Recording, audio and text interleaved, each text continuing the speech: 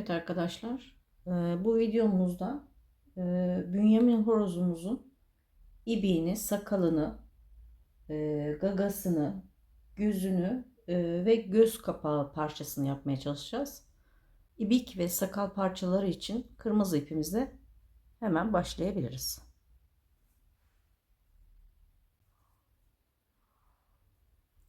Altılı sihirli halkamızı yapıyoruz.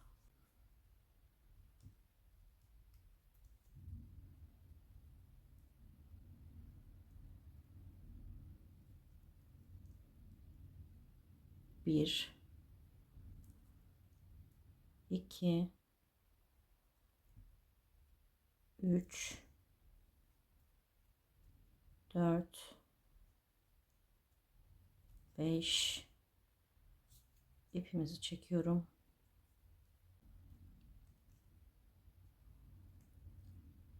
6. İşaret ipimizi takalım. Her sık iğneye çift batacağız.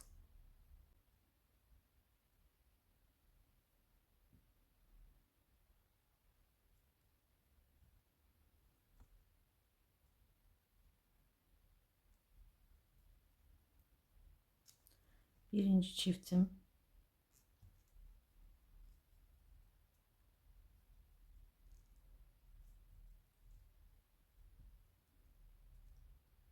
ikinci çiftim,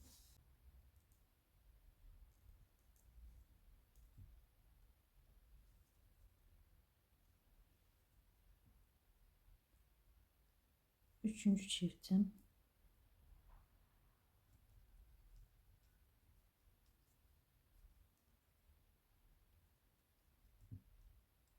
dördüncü çiftim,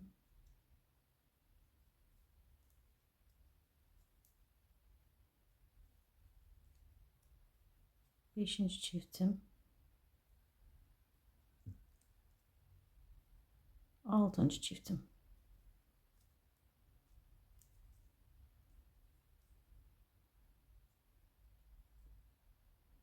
Bir üst sırada da her birine tek batıyoruz. Toplamda 12 sık iğnemiz var. 12 sık iğnemizi bir sıra örüp geliyoruz. 12 sık iğneyi bir sıra ördükten sonra şimdi bu sırada bir sık iğne, bir artır yapıyoruz. Bir sık iğne, bir artır yapınca sıramızda toplam 18 tane sık iğnemiz olacak. 18 sık iğnemizi de bir sıra artırma ve eksiltme yapmadan örelim.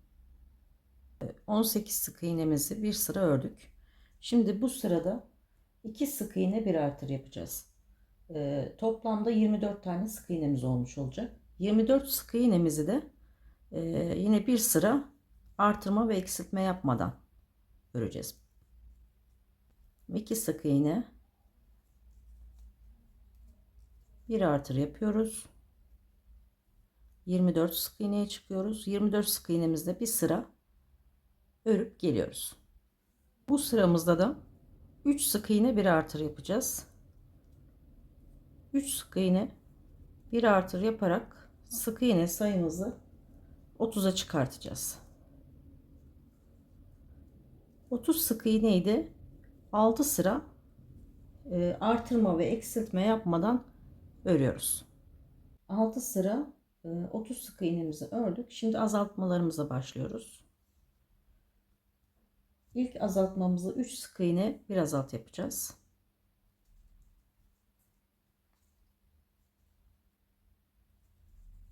2, 3 sık iğne yaptım, bir azaltma yapıyorum. Sıra sonuna kadar 3 sık iğne, bir azalt yapıyoruz ve sıra sonunda sık iğne sayımız 24'e düşüyor. 24 sık iğnemizi de 2 sıra örüp geliyoruz. Bu sıramızda da 2 sık iğne, bir azalt yapıyoruz ve sık iğne sayımızı 18'e düşürüyoruz. 18 sık iğnemizde yine 2 sıra artırma ve eksiltme yapmadan örüp geliyoruz. Son azaltmamızı yapacağız. Bu sırada da bir sık iğne, bir azalt yapıyorum. ve sık iğne sayımı 12'ye düşüreceğim. 12 sık iğneyi de toplamda 10 sıra artırma ve eksiltme yapmadan öreceğiz. Evet, 10 sıramızı tamamladık. 10 sıra 12 sık iğne yaptık. Şimdi bu parçadan toplamda 5 tane yapacağız. Ben diğer 4 tanesini yaptım. Bunun 2 tanesini sakala kullanacağız. Bunu birleştirmeye gerek yok. Şu şekilde kullanacağız. Gövdemize dikerken bu şekilde birleştirerek dikeceğiz. Bunu ayırıyorum bir kenara. Şimdi şu 3 tanesini ibik için birleştirme yapacağız. Yalnız birleştirme yapmadan önce hepsinin azaltması bittikten sonra 10 sıra yapmıştık. Bu da 10 sıra. Bunu bir 4 sıra daha uzatıyoruz. Yani 12 sık iğnemizi bir 4 sıra daha yapıyoruz. Toplamda 10'da daha önceden yapmıştık. Toplamda 14 olacak. Bir 4 sıra daha yapıp gelelim. 4 sıra daha uzattık bu elimizdeki parçayı. Şimdi birleştirmemize başlıyoruz. Diğer ibik parçamızı alıyoruz. Hemen daha öncekinin bitirdiği yerden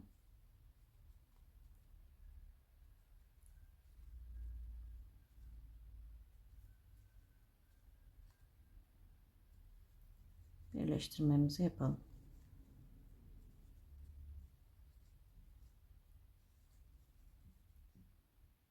Bir, iki,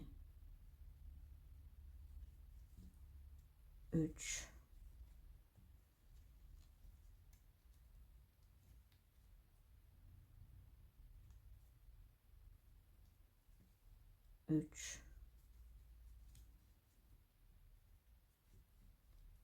dört, beş, altı, yedi,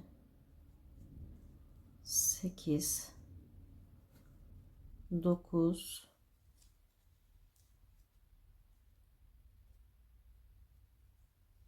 10,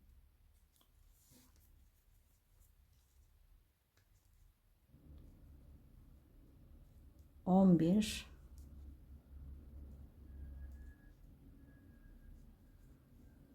12. Şimdi diğer parmağımıza devam ediyorum. Geçiyorum.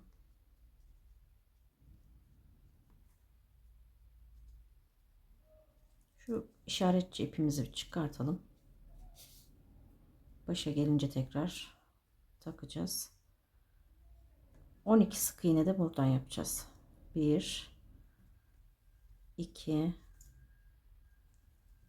3, 4, 5, 6, 7, 8,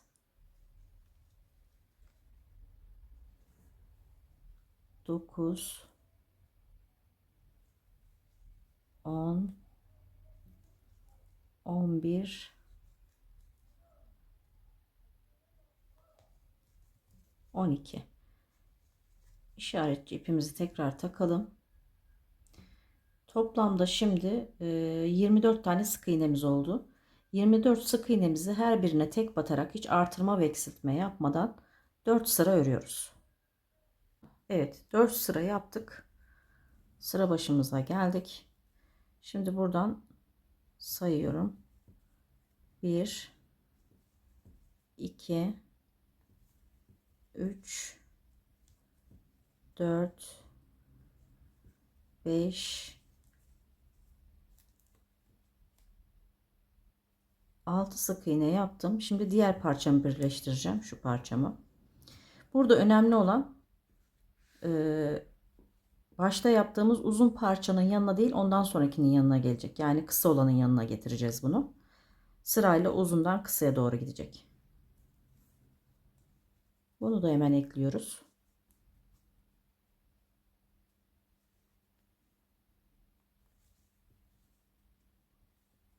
Bir, iki, üç, dört, beş,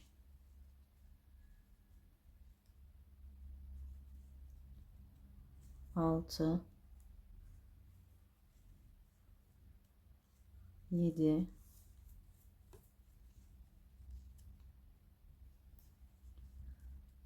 8, 9, 10,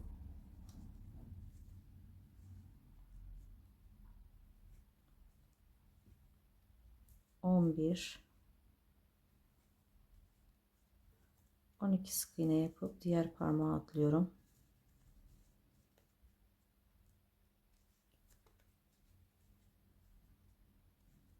Bir, iki, üç, dört, beş, altı, yedi,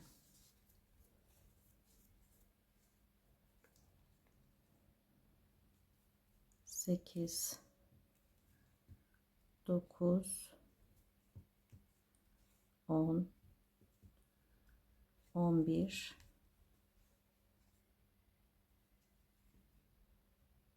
12, 13, 14, 15, 16, 17, 18 sık iğne yaparak başa geldim. Şimdi toplamda bizim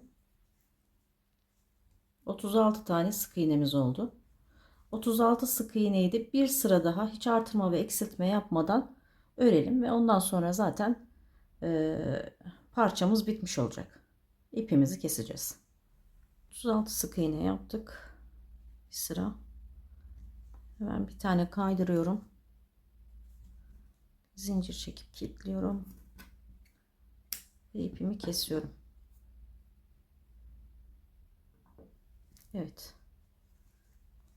Şu işaret ipimizi çıkartalım. İplik parçamız bu şekilde oldu. Şimdi bunun içine de tel yerleştirilecek fakat gövdemizi yaparken teli yerleştireceğiz. O yüzden bunu şimdilik bu şekilde bir kenara koyuyorum. Evet, şimdi gagamızı yapmaya başlıyoruz. Sarı ipimizi alalım.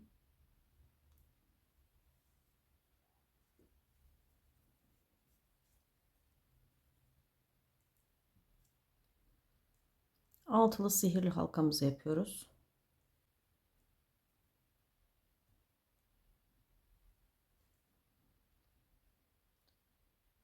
Bir, iki,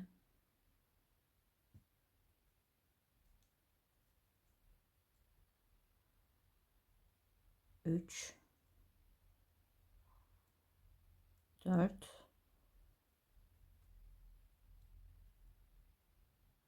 beş,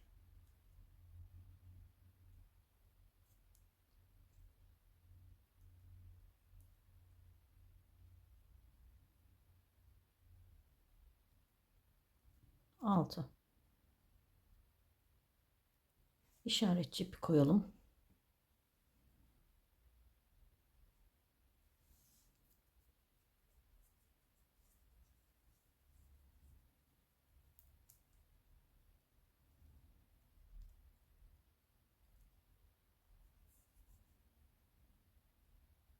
Şimdi her sık iğnemize tek batacağız. 6 sık iğnemizin üzerine tekrar 6 sık iğne yapıyoruz. Her birine tek batıyoruz.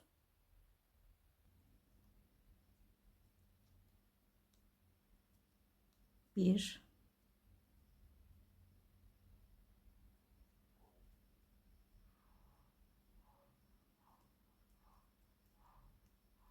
iki,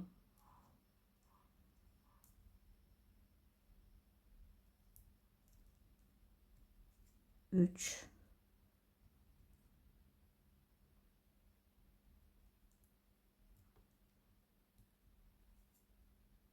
4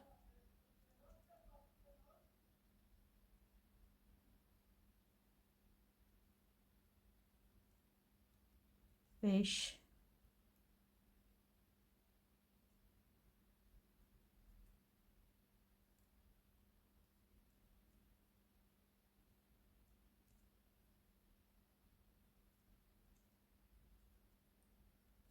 6 sık iğne yaptım, başa geldim.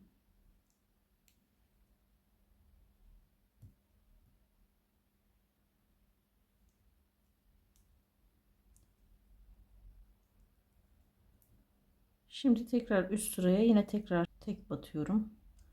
Yine 6 sık iğne yapacağız. Her birinin üzerine tek batarak.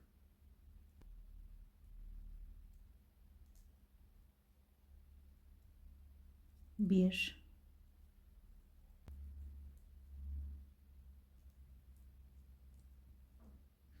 2,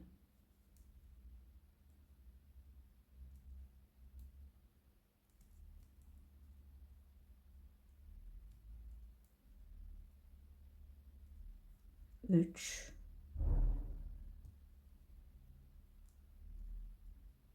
4,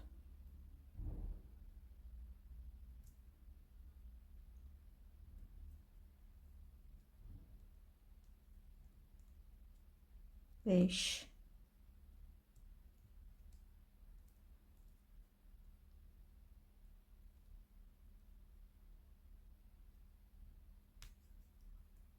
6 sık iğne yaptım, başa geldim. Şimdiki sırada her sık iğnemizin içine çift batıyoruz.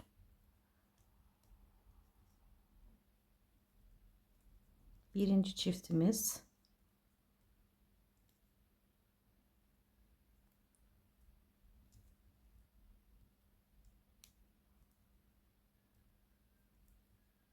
ikinci çiftimiz,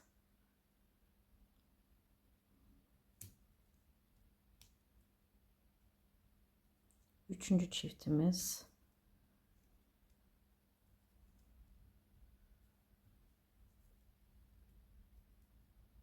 dördüncü çiftimiz,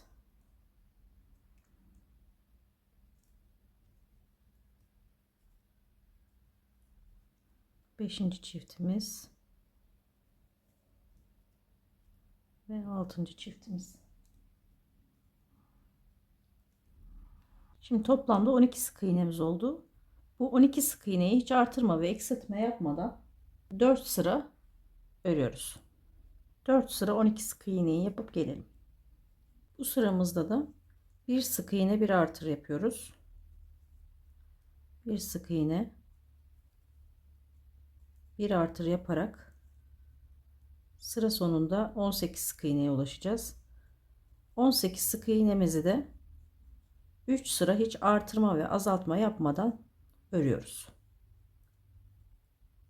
Bu sıramızda da 2 sık iğne bir artır yapıyoruz. Ve toplamda 24 sık iğneye ulaşıyoruz.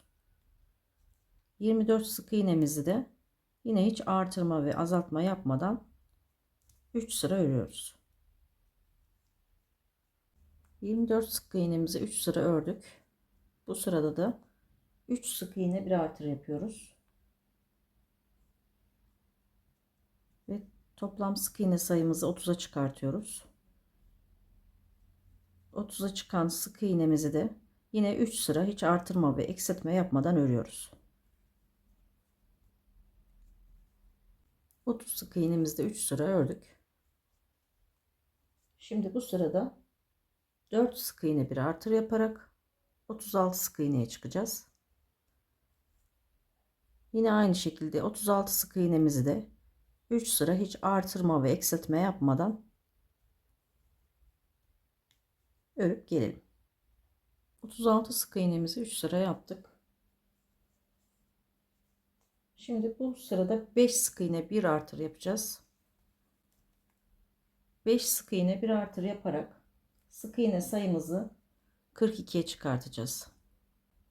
42 sık iğneyi de bir sıra hiç artırma ve eksiltme yapmadan örüp geliyoruz. Şimdi 6 sık iğne bir artır yaparak sık iğne sayımızı 48'e çıkartacağız.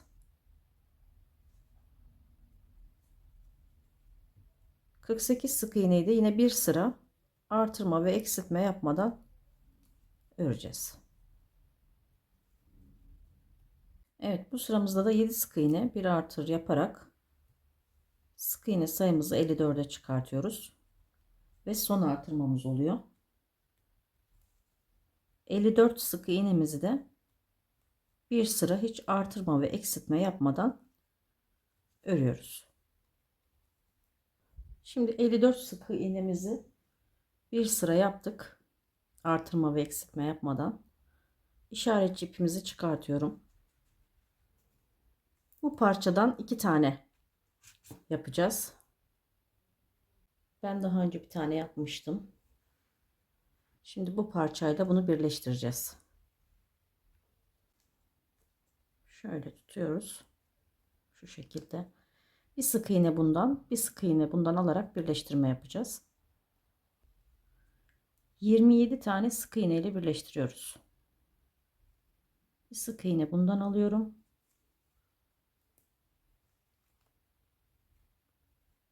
Bir sık iğne bundan alıyorum.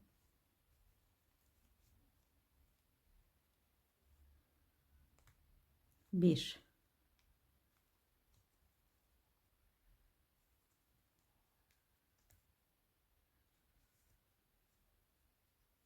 2.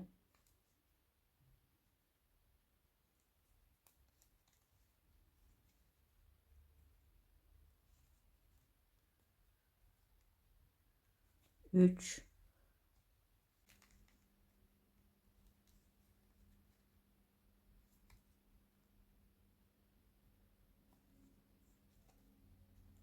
25.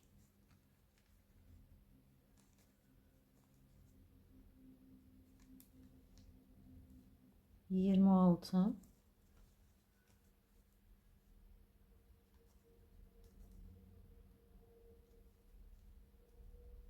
27. 27 tane sık iğne ile birleştirdik. Bunun birisi bizim alt gagamız olacak. Diğeri üst gagamız olacak. Şimdi şuraya tekrar bir işaretçi ipimizi takalım.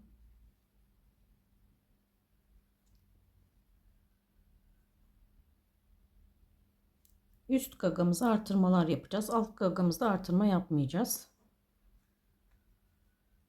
Üst gagamızdaki artırmaları burun olarak kullanacağız. Şimdi başlangıç noktamızdan 8 sık iğne geliyorum.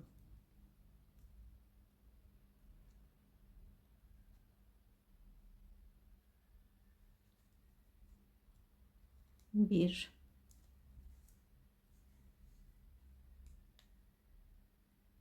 iki, üç, dört, beş, altı,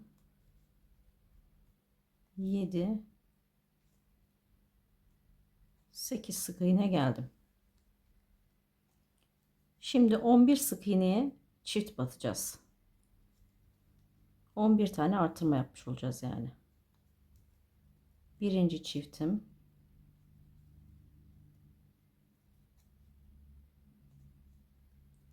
ikinci çiftim,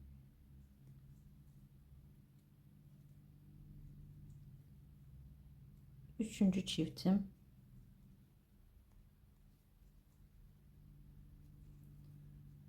dördüncü çiftim,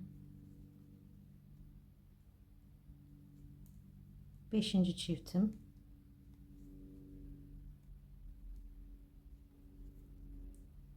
altıncı çiftim,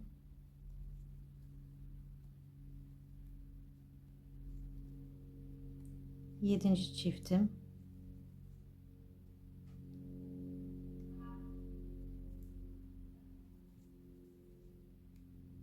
sekizinci çiftim,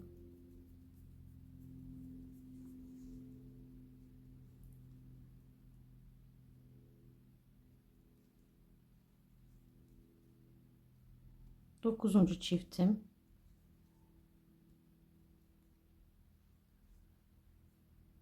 10. çiftim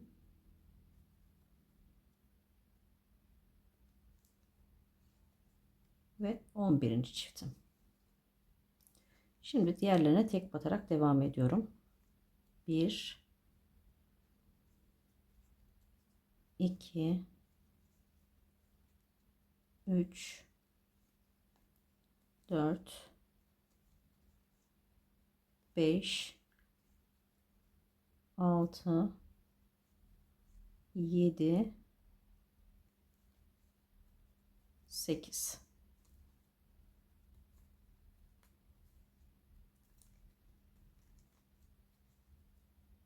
Alt gagaya geçiyorum.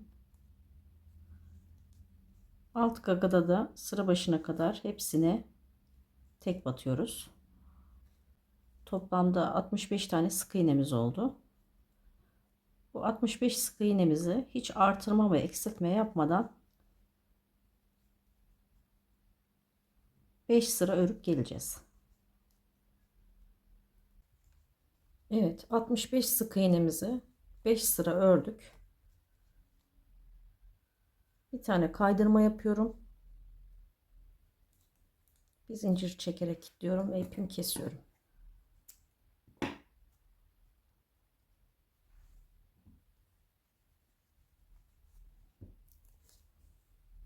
Gaga parçamız da hazır. Şu işaret ipimizi de çıkartabiliriz. Bunun elyaf dolumunu ve tel yerleştirmesini yine gövde birleşiminde anlatacağım. Bu parçamızı da kaldıralım kenara. Evet, şimdi gözümüzün beyaz parçasını yapacağız. Onun için beyaz ipimizi alıyoruz. 5 tane zincir çekiyorum. İlkini saymıyorum. 1 2 3 4 5.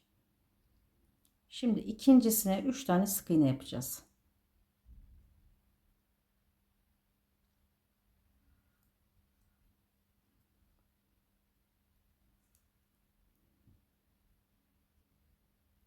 İkinci zincirimizin içerisine 3 tane sık iğne yapıyorum. 1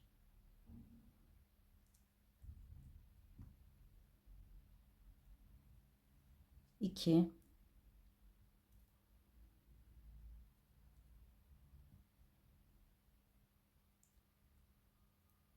3 tane sık iğne yaptım. Ondan sonraki zincire batıyorum. Bir sık iğne de buraya yaptım. Ondan sonrakine batıyorum. Bir sık iğne de buraya yaptım. Yani 2 sık iğne de buraya yaptım. İlk yaptığımız zincirin içerisine de yine 3 tane sık iğne yapıyorum. 1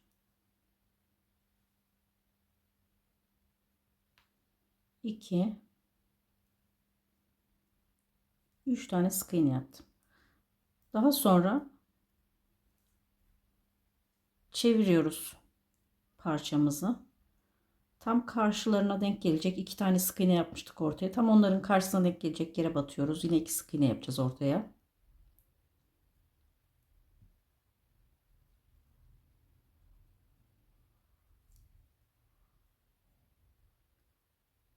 Bir. Şu diğerine batıyorum yine. 2 sık iğne yaptım ve başa geldim. Şimdi burada işaret iplerimiz önemli. Bu parçamıza 4 tane işaret ipi takacağız. O yüzden benle birlikte yaparsanız bir sıkıntı olacağını sanmıyorum. Başta yaptığımız 3 sık iğnenin oraya geldik. Şimdi işaret ipimi taktım.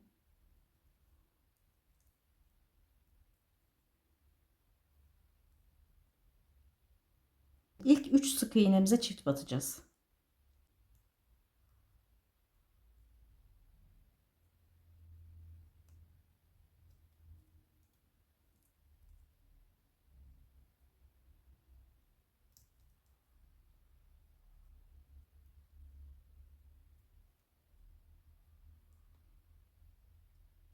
Birinci çiftim,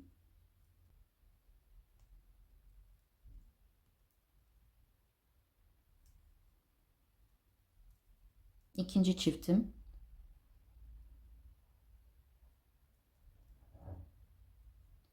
üçüncü çiftimi yaparken bir tane sık iğneyi yaptım. İkincisini yapmadan önce bir işaretçi ip takıyoruz.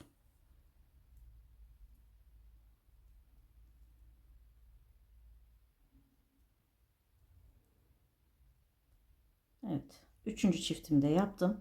Şimdi ortadaki iki sık iğneye geldik. Onlara yine tek batıyorum. Bir, iki. Tekrar bir işaretçi ip takıyorum.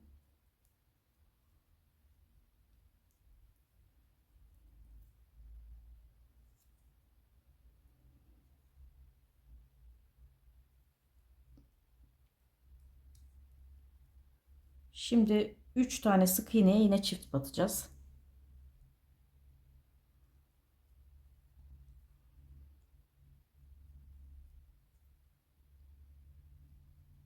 Birinci çiftim,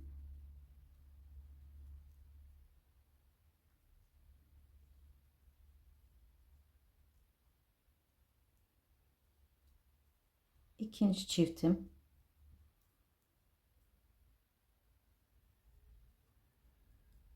üçüncü çiftimi yapıyorum.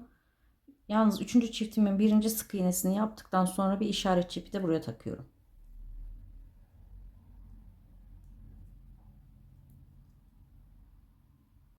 Ve diğer sık iğnesini yaptım.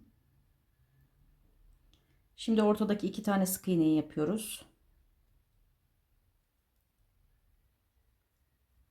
Ve başa geliyorum. Bu sırada işaretçi ipimizin olduğu yerler arasına, şimdi bir şu uçta işaretçi iplerimiz var. Bir de şu uçta işaretçi iplerimiz var. Bunların arasına bir sık iğne bir artır yapacağız. Şimdi işaretçi ipimizin olduğu yerdeyim. İşaretçi ipimizi atlatıyorum.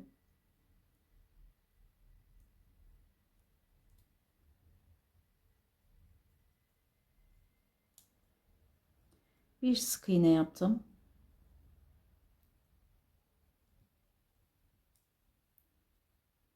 Bir artırıyorum.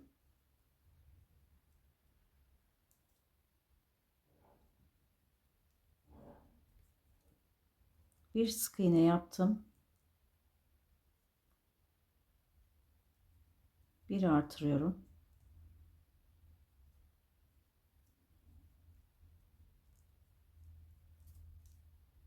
Bir sık iğne yaptım. Bir artırıyorum. Artırırken ilk sık iğnemi yaptıktan sonra işaretçi ipimi atlatıyorum.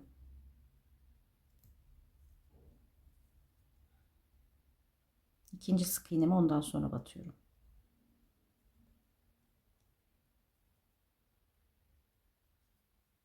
Evet, ortadaki iki sık iğneye geldik. Onları tek batıyoruz. Bir, iki. Diğer işaretçi ipimin olduğu yere geldim. Onu da atlatıyorum.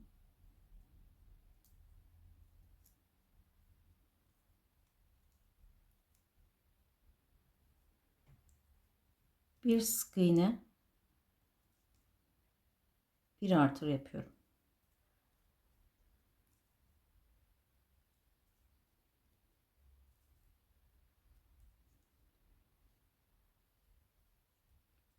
Bir sık iğne, bir artır.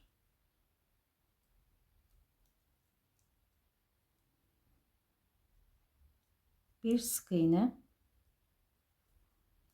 işaretçi ipimin olduğu yere geldim. Bir artır yapacağım. İlk sık iğnemi yaparken ilk sık iğnemi yapıyorum. İkincisini yaparken atlatıyorum ipimi.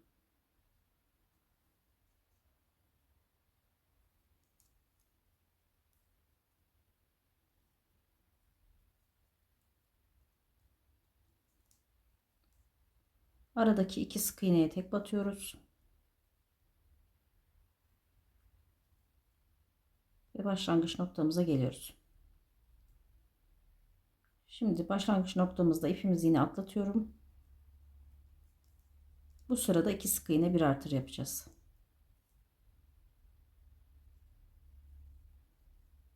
Bir,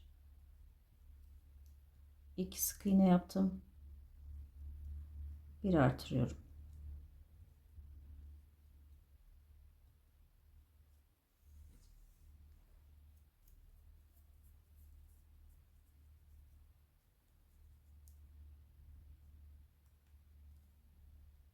Bir,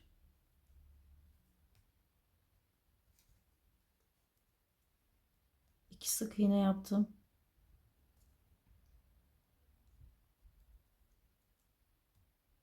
Bir artırıyorum.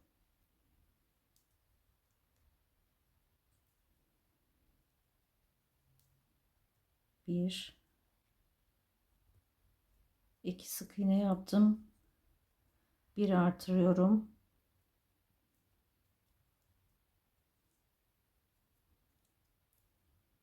İşaretçi ipimizi atlatıp artırma yaptığım sık iğnenin ikinci sık iğnesini yapıyorum.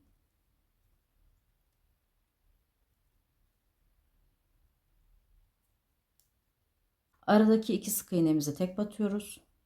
1, 2, işaretçi ipimizin olduğu yere geldim. Atlatıyorum ipimi.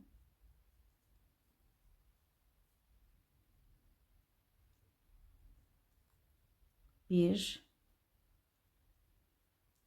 iki sık iğne yaptım. Bir artırıyorum.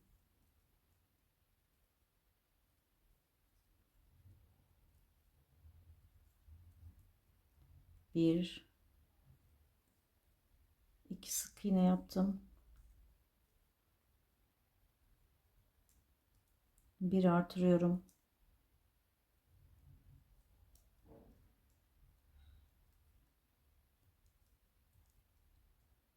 Bir, iki sık iğne yaptım. Bir artırıyorum. Artırma yaptığım sık iğnenin ilkini yapıyorum. İkincisinde ipimi atlatıyorum. Atlattıktan sonra ikincisini yapıyorum.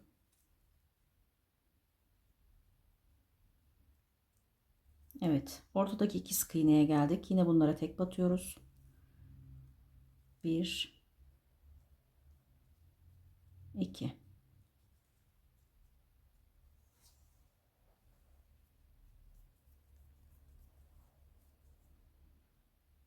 İşaretçi ipimizi atlatıyoruz. Bu sırada 3 sık iğne bir artır yapacağız.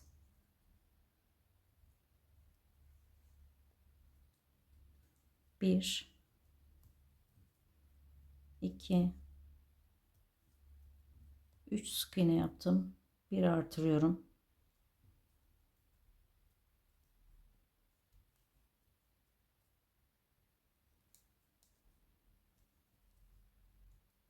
Bir,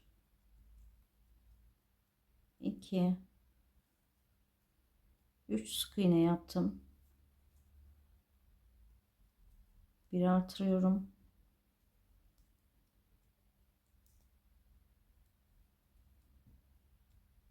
Bir, iki, üç sık iğne yaptım. Bir artırıyorum. Artırmanın ilkini yapıyorum. İşaretçi ipimi değiştiriyorum. İkincisini işaretçi ipimi değiştirdikten sonra aynı noktaya yine tekrar batıyorum. Aradaki 2 sık iğnemizi yapıyoruz. Tek batıyoruz bunlara. 1, 2, işaretçi ipimi değiştiriyorum. 1, 2, 3 sık iğne yaptım. Bir artırıyorum.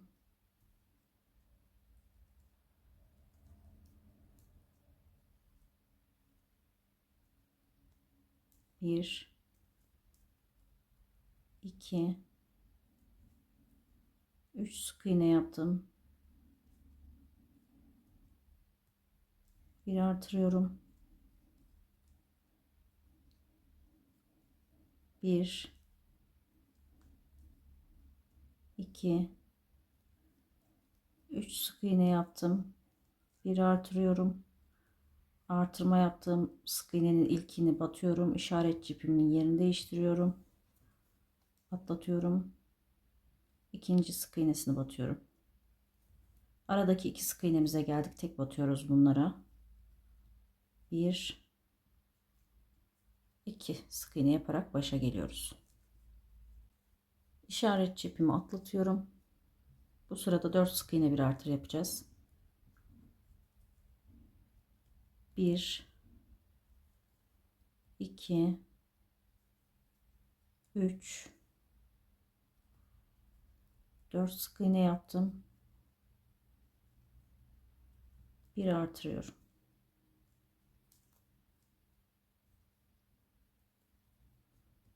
1 2 3 4 sık iğne yaptım.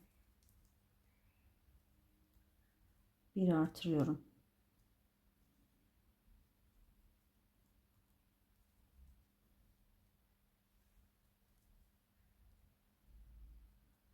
1 2 3 4 sık iğne yaptım. Bir artırıyorum. Artırma yaptığım sık iğnenin ilkini yaptıktan sonra işaret ipimi atlatıyorum. Daha sonra diğer sık iğnesini yapıyorum. Aradaki iki tek sık iğnemize geldik. Yine bunlara tek batıyoruz. 1 2 işaret ipimizin olduğu yere geldim. Atlattım. Devam ediyorum. 1 2 3 4 sık iğne yaptım.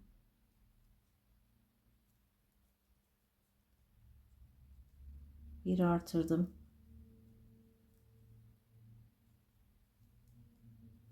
1 2 3 4 sık iğne yaptım. Bir artırdım.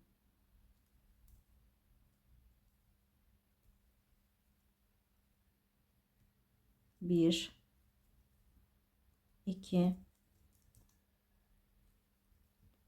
3 4 sık iğne yaptım. Bir artırıyorum. İlkini battım. İşaret ipimi atlattım.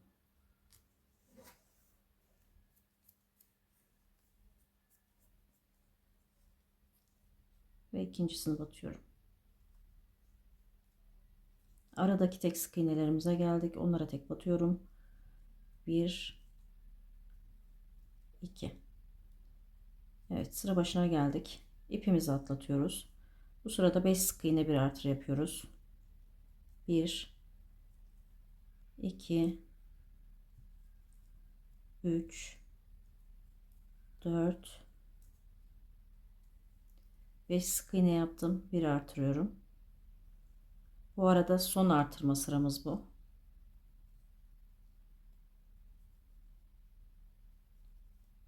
1 2 3 4 5 sık iğne yaptım. Bir artırıyorum. Bu gözü yaparken videoyu kesmek istemedim. Şaşırmalar yaşanmasın diye. O yüzden birlikte yapalım istedim. 1 2 3 4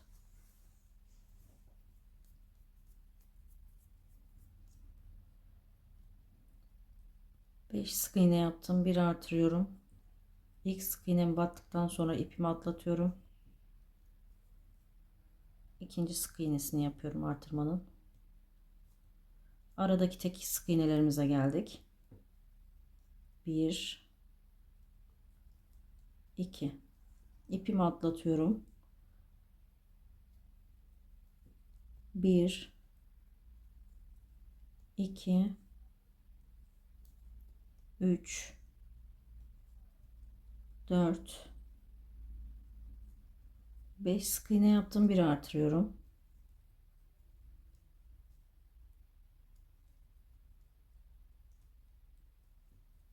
1 2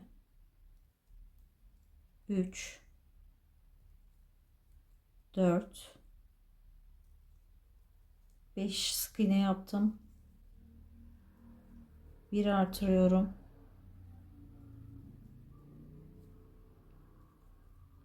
1 2 3 4 5 sık iğne yaptım, bir artırıyorum. İpimi atlatıyorum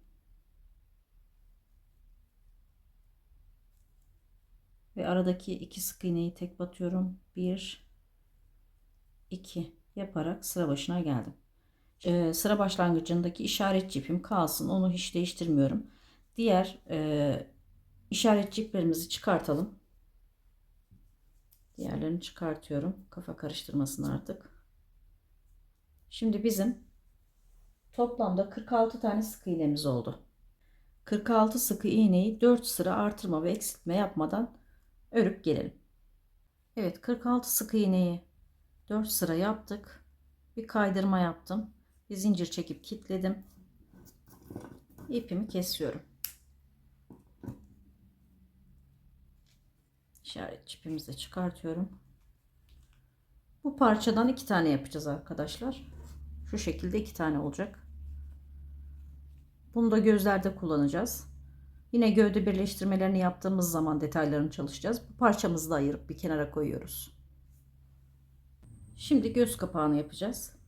Göz kapağında ben şöyle bir yuvarlak yaptım. Bunu size anlatayım. Altılı sihirli halkayla başladım. Daha sonra onu 12 sık iğneye çıkarttım çift artırarak. Daha sonraki sırada bir sık iğne, bir artır, 2 sık iğne, bir artır, 3 sık iğne, bir artır, 4 sık iğne, bir artır, 5 sık iğne, bir artır ve en son 6 sık iğne, bir artır yaparak 42 sık iğneye geldim. Toplamda şu anda 42 tane sık iğnem var. Şimdi buradan birlikte yapıyoruz. Bunu da beyaz ipimizle yaptık. Şu işaret ipimizi çıkartalım.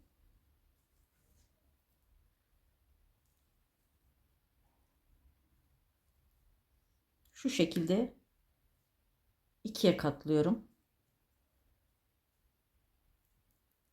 Yine bir sık iğne buradan, bir sık iğne buradan alarak etrafını dolanacağız. Bir sık iğne buradan alıyorum.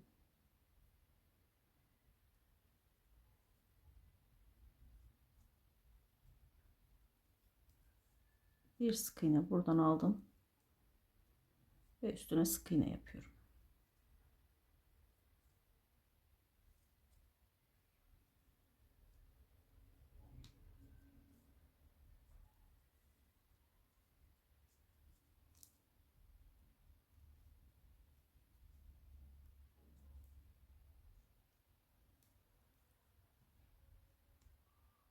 İki kenarı birleştiriyoruz.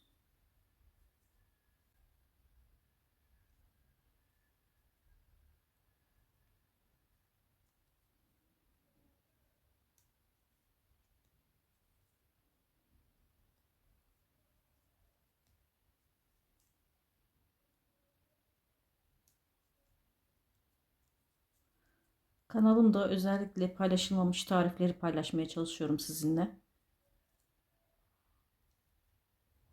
Ve ciddi emekler veriyoruz.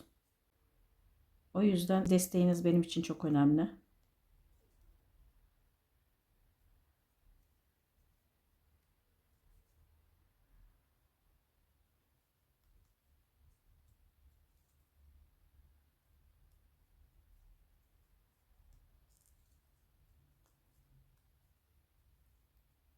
Kanalımıza ücretsiz bir şekilde abone olabilirsiniz.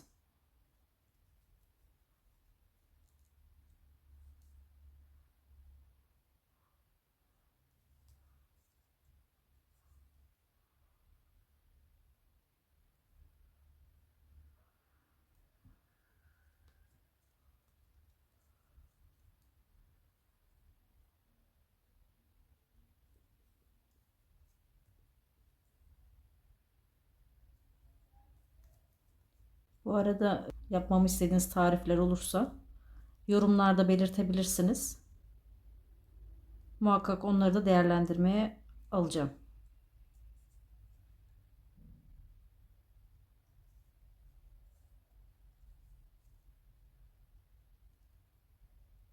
Evet, bu şekilde sık iğne yaparak birleştirmeyi tamamladık.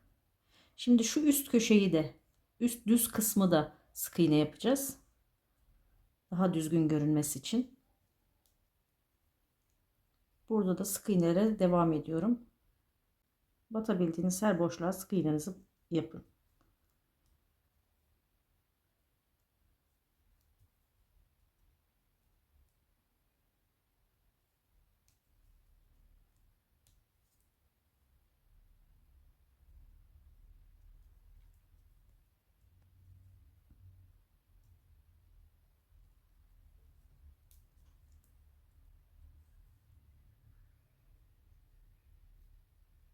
Bütün ufak parçalarımızı da bu göz kapağını yaparak bitirmiş oluyoruz.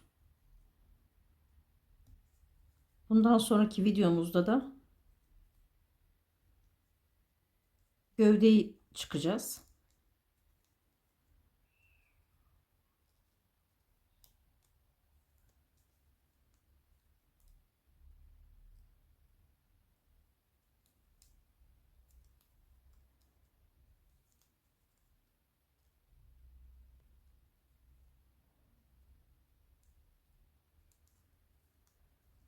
Buraya sık iğne yapmak biraz zor oluyor. Fakat düzgün duracaktır.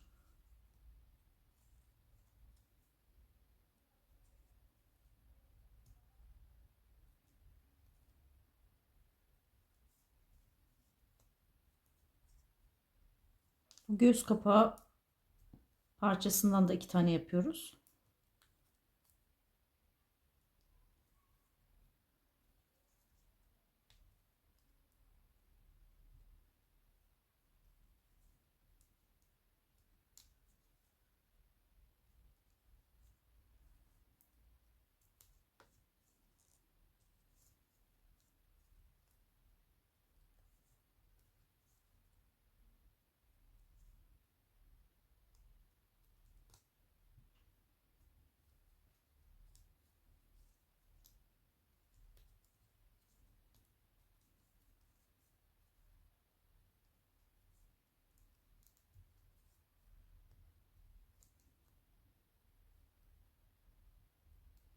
Evet, ilk yaptığımız sık iğneye kaydırma yaparak bir zincirle kilitliyorum ve ipimi kesiyorum. Göz kapağımız da hazır. Bundan da 2 parça yapıyoruz. Ben diğerini yapmıştım. Bu şekilde. Ve videomuzu burada bitiriyoruz. Gövde birleştirmelerinde sizleri de bekliyorum. Görüşmek üzere. Kolay gelsin.